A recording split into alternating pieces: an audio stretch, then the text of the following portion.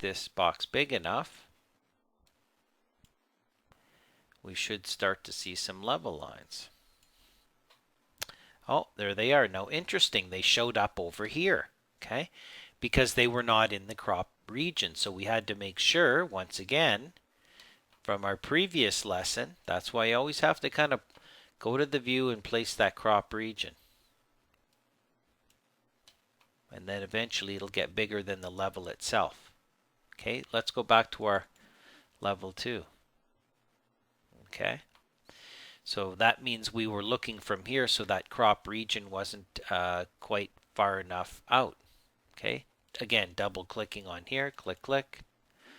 These guys are way over here. I can grab this level line, zoom in with my middle mouse, drag it across to there, click out. Okay, these guys are on this level. Everything is on a level. The walls, the floors, the roofs, everything is relative to a level. It doesn't have to be on it. It can be above it or below it, but it talks to it in one way or the other. Now, sometimes it will move with the level and sometimes it'll just change the number of the offset. If I take these guys, because structural stuff is very much tied to levels and grid lines, if I move that level line, it's going to move those beams up and down and all the adjoining beams and that basically the whole framing system. So everything in structural is very heavily tied to the level lines over here. So just beware of that when you draw your columns. They go from this level to this level with an offset, etc. And there's all kinds of really neat ways of making your objects talk to the levels or be above or below those levels. And then they kind of follow that stuff, just like stairs and everything else. You know, when you draw a stair from level to level, it divides it up into even segments and all that wonderful stuff. And if you move your level, your stair will increase to the point where it needs to add a new riser, and then it'll warn you. So lots of stuff talks to levels. Okay, that's kind of part of the lesson. There's lots more we can tell you about it. So you go to your sections, you go to your elevations. I made a section. There it is. I double click, opens up. I'm already in that view. Back to my different elevations, and I can see that section now showing up in that elevation. So level lines are where things are placed. You'll notice that your floor plans are also based on level lines. They don't have to be, okay? A floor plan is a view of a level, but it isn't the level. The level is the level. The level 1 floor plan is a view which is cutting probably 4 feet or, a meter above, looking down at the level. That's what this is. This is a floor plan of the level, but it's not one and the same as the level. And generally, they are named the same, although they don't have to. Okay? If you rename this level, it'll say, you have a floor plan of level 2. Do you want to rename the floor plan as well? Watch. Pick the level once, pick in here, and call it, second floor instead. And watch what happens when I pick out. Boom. It's going to say, would you like to rename the corresponding views? It's going to take this view and change to say second floor analytical. And if there's ceiling plans in here, it'll also rename them. So usually we do say yes, and I say yes, and now it says second floor. Oh, looks like the level 2 analytical didn't get renamed. Okay, I'm going to pick on here. I'm going to right click because that was duplicated from here. And I'm going to rename after that right click and say, second floor.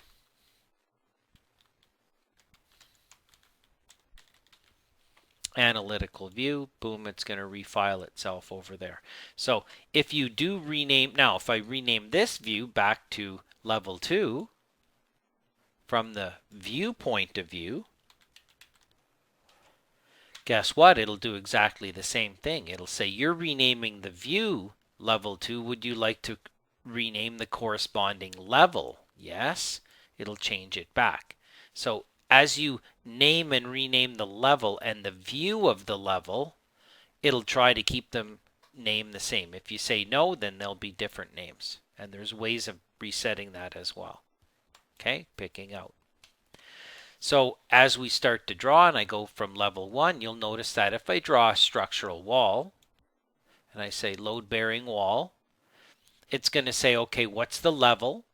What's the base level? What's the top constraint or level? So it's going to start with level 1 minus, so it's going to start, 3.5, 3.7 meters, which is, about 10, 12 feet, okay, below level 1. And then it's going to go up to level 1. So this wall is really drawing, and I'm on level 1. So it's drawing the wall from below up to my vantage point.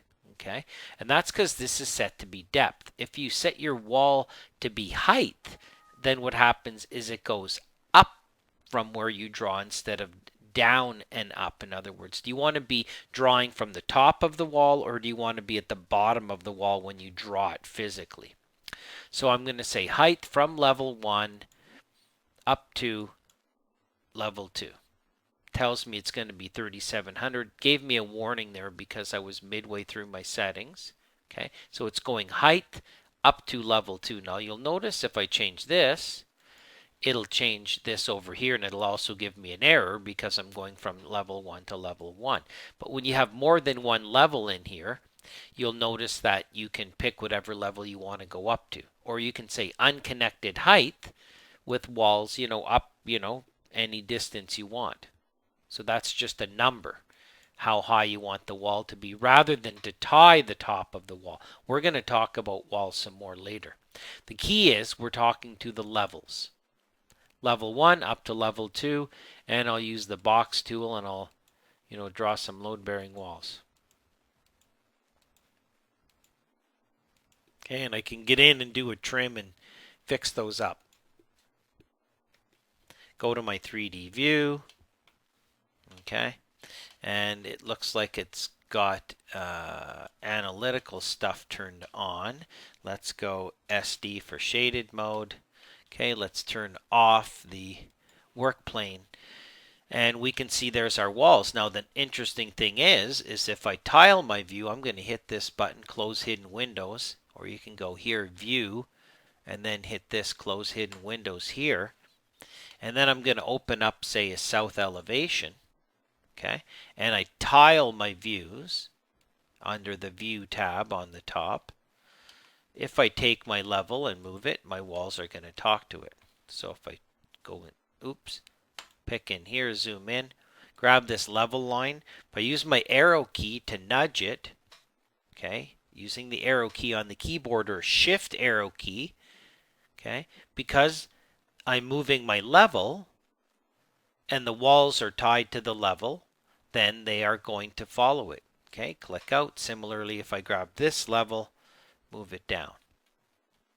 Okay, so that's just kind of an opening lesson on levels. Just kind of a little bit of a warmer-upper. Okay, so just talking about getting levels in, naming them, and corresponding with the plans, and kind of just a little bit of an overview of what levels are used for. We create a level for every floor and every major kind of datum or platform. You don't do it for every landing of every stairway, but definitely every floor, probably the roof, maybe the parapet, the footing or foundation, maybe some major grade beam, bottom or pile caps or something like that. That's where you put in your levels. So we'll talk more about levels in our next lesson or two.